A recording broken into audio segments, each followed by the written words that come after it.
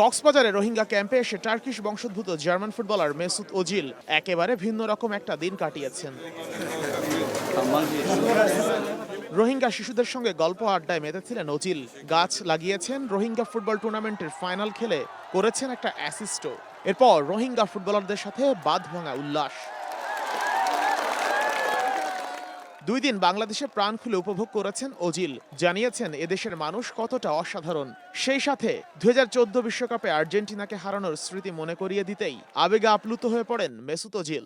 Beating Argentina was nice. Also Messi. We beat also with Real Madrid against Barcelona, so it was nice. But to win the World Cup was excellent. সাবেক German midfielder Ozil আগের দিন গিয়েছিলেন ঢাকা বিশ্ববিদ্যালয় ক্যাম্পাসে। সফরের শেষ দিনে উখিয়া রোহিঙ্গা ক্যাম্পে ঘুরে ঘুরে দেখেছেন ক্যাম্পের এ প্রান্ত থেকে ও প্রান্ত। I really enjoy it here.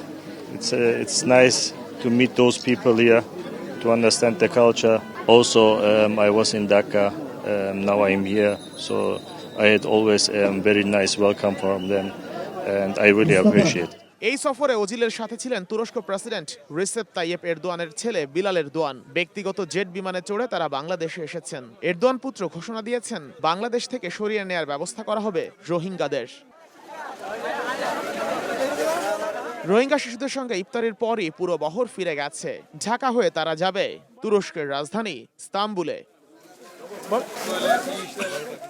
কক্সবাজারে পুরোটা দিনে মেসুত ওজিল ঘুরে ঘুরে দেখেছেন বিভিন্ন জায়গায়।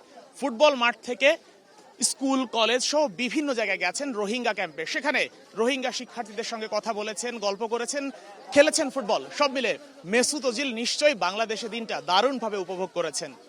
Sheikh Ashik, Star News, Cox's Bazar.